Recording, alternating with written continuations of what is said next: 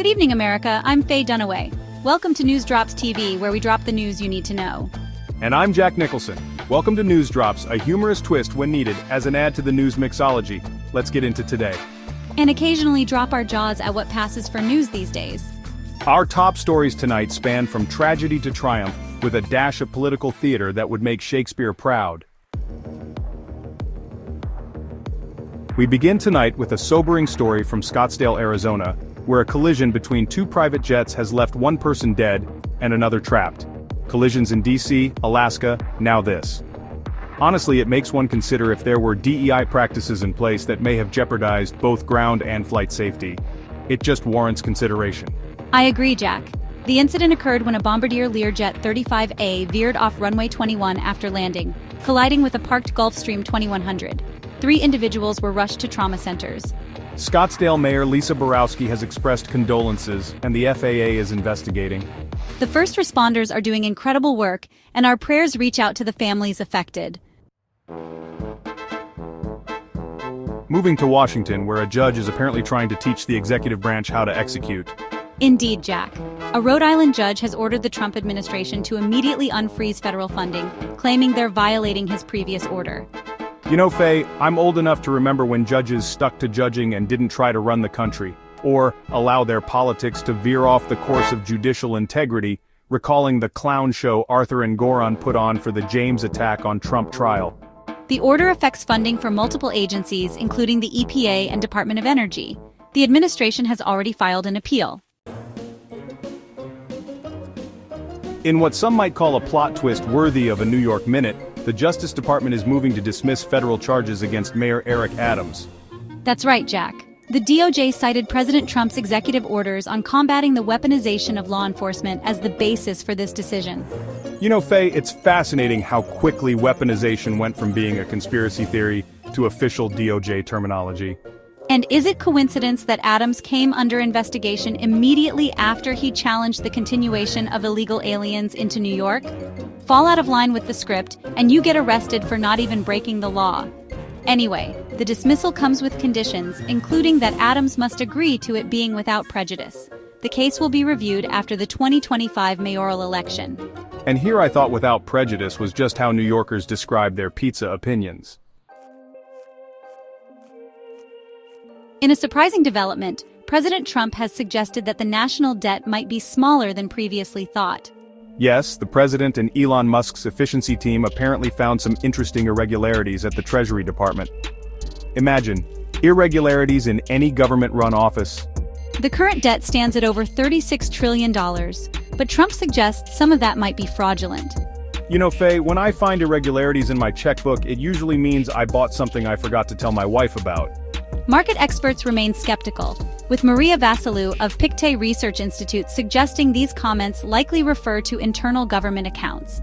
I have high confidence these internal accounts either can't be accounted for or just won't balance. It is incredible the Doge work, revealing all the lost money, billions of expenses going for wasteful endeavors that don't improve the life for American citizens, and unaccountable records of billions spent. All this in just a couple weeks of work. Yup, and there are actually some that oppose the exposure. So it must be better to spend money like a teenager with a stolen credit card than actually take a look at what you've been doing for the past 20 or so years. Our teens are named Chuck, Maxine, Schumer, Andy Kim, Alexandria, just to name a few. Senate Minority Leader Chuck Schumer has unveiled what he calls a strategy to fight back against the Trump administration. And why is that, Chuck? Because your team lost and you're just a sore loser? And what will you be fighting against? The exposure of billions of tax dollars being wasted under your leadership? The impact DEI hiring has had on putting ineffective and unqualified people into safety and power positions? Or maybe the real strong argument that the American public should feel safe with good border control and eliminating all the criminals your administration let in? Certainly not keeping Americans safe is a good position for you to defend. Reading from notes, he's outlined a four-front approach including oversight, litigation, legislation, and communications. 4 fronts? Well, that's great because that's what America needs: more political fighting and divisiveness. What is with this guy? Why can't he just stick with collecting his lobbyist funds and investing in his insider trading? Honestly, what does he really do to benefit the American public? Well, he did assure us that then-President Biden was as sharp as he's ever seen him, and that the economy and border were in good shape with Biden as the prez. Back to his fight back plan. It will include a new whistleblower portal and support for court challenges. Ah yes, because that last DOJ and bureaucracy did a great job protecting whistleblowers. And whistleblower portal for what? A place for dossiers and Russian misinformation to be stored and brought out as some nonsense headlines? Chuck, just stick with what you're good at, like growing your current $81 million worth. $81 million. Incredible. In what might be the most 2025 headline yet, over 100 lawmakers have joined the Congressional Doge Caucus. That's right, folks. Congress has gone to the Doges. The caucus, focused on government efficiency under Elon Musk's leadership, has established 8 working groups. Good to see something in Congress actually working together. You know what's funny about the Doge staffers under Musk? I think the oldest of the bunch is 26. Is this too funny? Some 18-year-olds are telling the legacy leadership how to balance spending and turning over the things that are wrong. Say, hey, to the youth of America. Moving to our next story, tensions are escalating between the Trump administration and federal judges. Clearly, nothing new here. Vice President Vance has questioned judicial oversight, suggesting judges shouldn't control executive power. Legal experts are calling this the most serious constitutional crisis since Watergate. Since Watergate? Did they miss since the open border?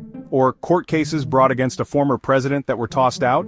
Steele dossier paid by Clinton? Oh yeah, my favorite is the Hunter laptop. Heck, that's DC. Another day of playing, I'll make up a story and you try to cover it up.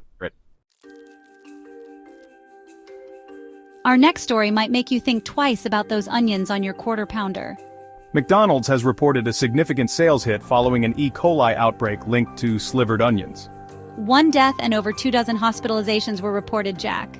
Oh my gosh, I hope for a rapid recovery for those in the hospital because of this. In sports, the Philadelphia Eagles shocked the world with a decisive 40-22 victory over the Kansas City Chiefs. And what a game it was. The Eagles finally got their revenge after Super Bowl 57. Nick Sirianni silenced his critics, while Patrick Mahomes had a night he'd rather forget. Speaking of forgetting, I'm sure Taylor Swift wishes she could forget those boos from the crowd. While the Prez was cheered for his appearance, he is also the first POTUS to attend a Super Bowl. A major development in the aftermath of the tragic Maui wildfires. The Hawaii Supreme Court has cleared the way for a $4 billion settlement. The ruling prevents insurance companies from pursuing separate legal actions against those blamed for the disaster. This could bring much-needed relief to thousands of affected residents. A long time coming. Finally, some good news from paradise that doesn't involve winning a timeshare presentation. Speaking of the Super Bowl, the internet is ablaze with reactions to Taylor Swift being booed while Trump received cheers.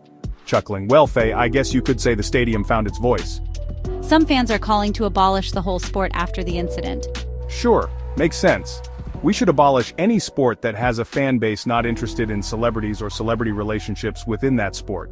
We all know that Taylor Swift is so much more important than, say, like, anything. The CDC reports U.S. influenza cases have hit a 15-year high, despite declining COVID-19 cases. 8% of all hospital emergency department visits are now flu-related. That's more than double last year's numbers, with at least 24 million cases reported this season. You know what they say, when one pandemic door closes, a flu window opens. And you know what Anthony Fauci says. Well, if this one doesn't get you, you wait till the next one. Oh, and don't forget your masks, made in China, in a lab, somewhere.